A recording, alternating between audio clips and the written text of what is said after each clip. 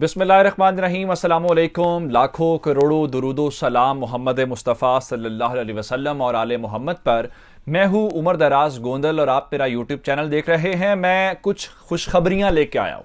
कल से लेकर आज के दिन तक मैंने 2-3 बातें की, मैं अब उनका बाकायदा कंक्लूजन आपको देना चाहता हूं कि इस्लामाबाद के अंदर जो नशिस्तें चल रही थी उसके अंदर क्या हुआ है, पाकिस्तान ने ईरान से क्या कहा है, ईरान ने कहां पे पाकिस्तान की बात से इत्तेफाक किया है और कहां पे इख्तलाफ किया है। और सबसे बड़ी बात यह है कि ईरान ने जो बात शायद हम नहीं कह सकते थे, ईरान ने खुद बोल के बहुत सारी चीजों के अंदर जो है वो क्लैरिटी लेके आ गया। पहली बात मैं सादा और आसान अल्फाज में आपको बताना चाहता हूं। ईरान ने कहा है कि ये जो हमले पाकिस्तान के ऊपर हो रहे हैं, ये हमले अब पाकिस्तान के ऊपर हमले नहीं होंगे, बल्कि ये हमले ऐसे ट्रीट किए जाएंगे, ऐसे हम इनके साथ डील करेंगे जैसे ये हमले ईरान की फौज और ईरान की सरजमीन या ईरान को टारगेट किया गया है। इसका क्या मतलब है?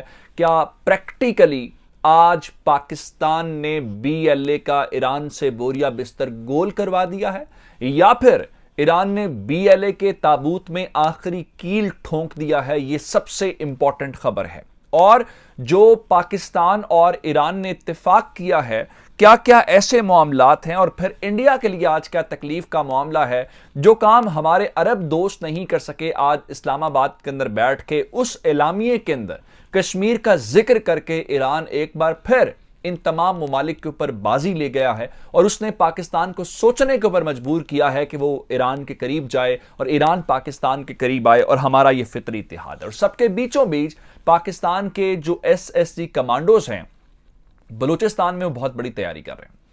कोई क्लीन अप का काम शुरू हो रहा है। ये क्या खबर है, ये भी इस वीडियो के अंदर आपको बताऊंगा। लेकिन अगर आपने अभी तक चैनल सब्सक्राइब नहीं किया और आप चाहते हैं कि आपको मुस्तनद और बरवक्त खबरें मिलती रहें, तो हमारा चैनल सब्सक्राइब कर लीजिए, बेल आइकन के ऊपर क्लिक कर लीजिए, ताकि हमारी आइंदा आने वाली वीडियोस बर वक्त आप तक पहुंच रहे। मैंने आपको सिर्फ 2 बातें आपके सामने पहले दिन से रख रहा हूं कि पाकिस्तान ने सिर्फ अपने ईरानी दोस्तों के सामने 2 मैटर्स रखने हैं और इन 2 मैटर्स के अलावा हमारा इससे ज्यादा कोई मसला नहीं है। और जो पहला था वो क्रॉस बॉर्डर एक्टिविटी है, और जाहिरी बात है BLA हमारा सबसे बड़ा प्रॉब्लम है।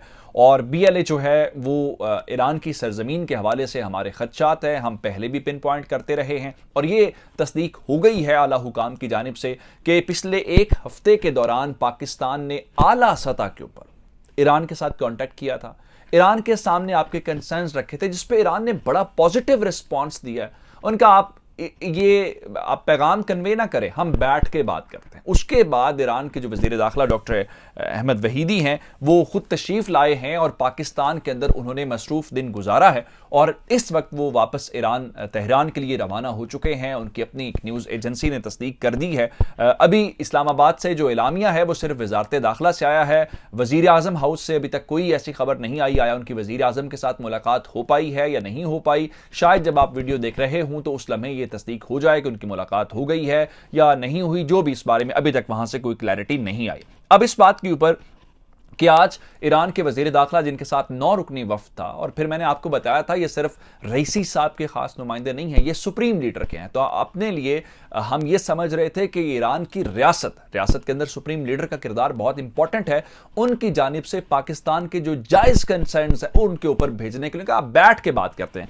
पाकिस्तान के वज़ीर दाखिला ने भी आज उनके साथ डेलीगेशन लेवल के ऊपर जो टॉक्स हुई हैं, और उन टॉक्स से पहले एक और जो इंपॉर्टेंट डेवलपमेंट थी, क्योंकि मुमकिन तौर पर मैंने जिस तरह कहा मुलाकात की खबर अभी हमारे पास नहीं है, क्या वज़ीर आज़म हाउस में उनकी मुलाकात हो गई है या नहीं हुई, क्योंकि वज़ीर आज़म हाउस से एलामिया जारी होगा या तस्वीर जारी होंगी तो उसके बाद इसकी हम तस्दीक कर सकेंगे। लेकिन एक बात ज़रूर है कि इस मुलाकात के दौरान आज आर्मी चीफ ज़रूर पहुंचे थे और उन्होंने वज़ीर आज़म से मुलाकात की। जाहिर बात है उन्हें भी अंदाज़ा होगा कि मुलाकात होनी है, तो इस हवाले से उन्होंने खुल के बात किया। आज ईरान ने खुल के पाकिस्तान के मौक़िफ़ की तायीद की है, पाकिस्तान के कंसर्न्स को माना है और पाकिस्तान को अश्योरिटी दे के गए हैं। पहले तो चलें कमांडर लेवल के ऊपर, बॉर्डर के ऊपर बातचीत होती होगी, जो वर्किंग कमेटीज होती हैं या वर्किंग ग्रुप्स होते हैं। मैं आपको बताना चाहता हूं शेख रशीद साहब ने भी इसकी तस्दीक की है और एलामिया भी दोनों ममालिक का मुश्तरका एलामिया, जिसके ऊपर ईरान भी इत्तेफाक किया है और पाकिस्तान ने भी इत्तेफाक किया है। सबसे पहली बात तो यह है कि डॉक्टर अहमद वहीदी ने खुलकर, कोई लगी लिपटी रखे बगैर, ये जो हालिया वाकयात हैं, ये जो दहशतगर्दी के वाकयात है, जाहिर बात है BLA के वाकयात हैं, तो उन्होंने बतौर रियासत ईरान ने उसको कंडेम कर दिया और आपको याद होगा जब ये वाकया हुआ था सारा कुछ, तो उनके जो पाकिस्तान में सफीर हैं उन्होंने भी इसको कंडेम किया था। तो आज इसका मतलब ये है कि BLA एक साए से या ठिकाने से जरूर महरूम हो गई है, और उन्होंने न सिर्फ इसकी मजम्मत की है बल्कि खुल के ये कहा है कि अब इस बारे में कोई रियायत नहीं बरती जाएगी। और ईरान के वजीर दाखिला ने पाकिस्तान को कहा है कि हम इतने सिंसियर हैं और हम इतने सीरियस हैं इस मैटर को लेकर। जाहिर बात है पाकिस्तान ने भी अपने कंसर्न्स का इजहार किया, उसके बाद ईरानियों को इस इंटेंसिटी का समझ आई है। इस पे उन्होंने कहा है कि आप ये समझें कि आपके ऊपर होने वाला कोई दहशतगर्दी का हमला, कोई वाकया, हम ये नहीं कहेंगे वो पाकिस्तान के ऊपर हुआ है, हम ये समझेंगे कि वो ईरान के ऊपर हमला हुआ है, ईरान की फौज के जवान शहीद हुए, ये ईरान की फौज के ऊपर हमला हुआ है। और फिर उन्होंने कहा है अब दोनों ममालिक ने, ये नहीं है कि सिर्फ ईरान ने, पाकिस्तान ने भी उनको अश्योर किया है, ये जैशुल अदल हो, ये जितनी कलदम तंजीमें हैं जो फिरका वारियत की बुनियाद के ऊपर कार्रवाइयां करती हैं, उन्होंने ये कहा है कि आप अश्योर कर लें कि पाकिस्तान की सरजमीन ईरान के खिलाफ और ईरान की सरजमीन पाकिस्तान के खिलाफ अब इस्तेमाल नहीं होगी। यह आज तय हो गया है। और फिर एक और बात जो है, यहां तक तो समझ आ गई कि जो दहशतगर्दी के वाकयात हैं, BLA को लेके जो ट्रेनिंग कैंप्स हैं, वो सब एलिमिनेट किए जाएंगे, यानी वो वहां कार्रवाइयां करेंगे, हम यहां कार्रवाइयां करेंगे। एक और बात जो एक और बड़ी पॉजिटिव खबर है जो हमने सऊदियों के साथ भी की, कैदियों का तबादला। अगर लोग वहां पे गिरफ्तार हैं या यहां पे गिरफ्तार हैं तो दोनों ममालिक जो हैं खुश उसलूबी के साथ इन कैदियों को अपने अपने ममालिक में भेजेंगे, और इसके ऊपर भी हो गया। 2-3 और इंपॉर्टेंट बातें हैं जो मैं आपको सामने रखना चाहता हूं। पहली कश्मीर की बात तो मैं जरूर करना चाहता हूं जो इस सलामिया के अंदर है। अरब ममालिक तो OIC वाले तो अब बेचारे डरते हैं कश्मीर की बात करने से, उनको लगता है कि इंडिया नाराज हो जाएगा और उनकी जो इन्वेस्टमेंट है वो डूब जाएगी। जब इन्होंने वो उसका स्टेटस खत्म किया आर्टिकल 370 का, तो सुप्रीम लीडर ने ईरान के उस वक्त भी खुल के कहा, और आज एलामिये के अंदर भी उन्होंने कश्मीर के ऊपर जो पाकिस्तान का मौकिफ है, ईरान ने उसकी हिमायत की है। पहली बात। दूसरी बात यह है कि उन्होंने पाकिस्तान ने भी ईरान का शुक्रिया अदा किया है कि आपने बड़ा अनप्रेसिडेंटेड जो मौकिफ है, जो बगैर लचक के आपने उसके ऊपर स्टैंडिंग, ये मुसलमानों को आपस में ऐसे ही करना चाहिए, लेकिन अरब तो जारी बात है किसी और लाइन के ऊपर। एक और जो इंपॉर्टेंट बात है वो ये है कि पाकिस्तान ने आज बाढ़ का मामला भी ईरान के सामने उठाया है, क्योंकि आपको अंदाजा है कि ईरान वाले बॉर्डर के ऊपर भी हम बाड़ लगा रहे हैं या लगाना चाहते हैं। तो इस सिलसिले में उन्होंने पाकिस्तान ने और ईरान ने इस बाड़ के अमल को मुकम्मल करने के हवाले से बातचीत की है। उसकी एक वजह यह है कि ईरान को इस फेंसिंग वाले मामले के ऊपर कोई एतराज़ नहीं है, जिस तरह से अफगानिस्तान का मैटर है। उसकी वजह यह है कि वहां पे ड्यूरेंट लाइन को पूरी दुनिया इंटरनेशनल बॉर्डर मानती है, लेकिन चूंकि वहां पे पश्तून जो बेल्ट है वो नहीं मानता, वो उसको एक मुतनाज़ा समझता है, गो कि उनसे कोई फर्क नहीं पड़ता, क्योंकि आलमी बरादरी उसको इंटरनेशनल बॉर्डर मानता है, पाकिस्तान भी मानता है। तो ईरान के और पाकिस्तान के दरमियान इस किस्म का कोई बॉर्डर का तनाज़ा नहीं है, कोई हदबंदी का, जिसपे हम ये कहें जी वो ईरान ने बाढ़ से रोक दिया।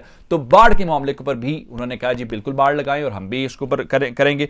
मुश्तरका ताउन उन्होंने कहा और बात किया जी, मैंने आपको पिछली बार भी कहा, पिछली वीडियो के अंदर भी, कि वो लड़ाई झगड़े से, इल्जामात से ये मसला हल नहीं होगा, बल्कि अगर कॉपरेशन होगा, मुश्तरका ताउन होगा तो ये मसले का हल हो सकता है, वरना दुश्मन इससे फायदा उठाएगा। तो आज का दिन पाकिस्तान की कामयाबी का दिन है, और वो तमाम ग्रुप जो पाकिस्तान के खिलाफ इस वक्त लड़ाई लड़ रहे हैं उनके लिए बुरा दिन है, और खासकर इंडिया के लिए इसको आप ये समझ सकते हैं कि पाकिस्तान ने डिप्लोमेटिकली, क्योंकि वो ईरान को अपनी तरफ से डोमिनेट करने की कोशिश करते थे, तो पाकिस्तान ने उस हवाले से आज उस किछार में हाथ डाला है और बड़ी कामयाबी के साथ उन्होंने ईरानियों को कन्विंस किया और ईरान ने खुल के पाकिस्तान के सपोर्ट किया। अब ये तो हो गया जो बॉर्डर के मामलात को लेके, और दूसरा ये है कि ममालिक की सतूहात के ऊपर जो बातचीत करनी थी, लेकिन अपने घर की सफाई तो हम खुद से कर सकते हैं, और वो तमाम ग्रुप्स जो इस वक्त रियासत के खिलाफ लड़ रहे हैं उनके खिलाफ हम कार्रवाइयां करने में अपनी सरजमीन के हवाले से। तो इस वक्त जो इतलात बलूचिस्तान से हैं वो ये हैं कि वहां पे जो FC है, फ्रंटियर कोर जो है, वो कोई आला मिशन की तैयारी कर रहे हैं, जिसको मिशन क्लीन अप आप कह सकते हैं, और ये एक बड़ा एक्शन हो सकता है। ये जो हालिया हमलों के बाद पाकिस्तान ये चाहता है कि इनको औकात याद दिलाई जाए उन ग्रुपों को जो पाकिस्तान के खिलाफ कार्रवाइयां करते हैं। और इस सिलसिले में खबर आपके पास मैं आपसे बताता चलूं कि FC तो वहां पे है ही है, डिप्लॉयड है, और आर्मी जारी बात है वो बैरिक्स के अंदर होती है, बाहर नहीं आती, लेकिन SSG कमांडोज की डिप्लॉयमेंट की खबरें आ रही हैं कि उनको डिप्लॉय किया गया है, जिससे आप अंदाजा लगाएं कि रियासत की सतह के ऊपर जो है एक बड़ा एक्शन जो है करने जा रही है उन तमाम ग्रुपों के ख़िलाफ़ जो बलोचों के ख़िलाफ़ हैं, जो पाकिस्तान के ख़िलाफ़ हैं, जो बलोच दुश्मन हैं और पाकिस्तान के जो दुश्मन हैं। और बलोच भाई तो पाकिस्तान के सबसे बड़े हामी हैं, उन्होंने तो पाकिस्तान की इतनी बड़ी तहरीक चलाई है और उनके नाम के ऊपर जो एक्सप्लॉइट करने वाले ये चंद बच्चे कुछ लोग हैं, इनका सफाया रियासत करने जा रही है। मुझे उमर दराज गोंदल को फेसबुक, ट्विटर, इंस्टाग्राम के ऊपर फॉलो कर सकते हैं। मेरा यूट्यूब चैनल सब्सक्राइब कीजिएगा। आपकी समातों का बहुत शुक्रिया। खुदा हाफिज़।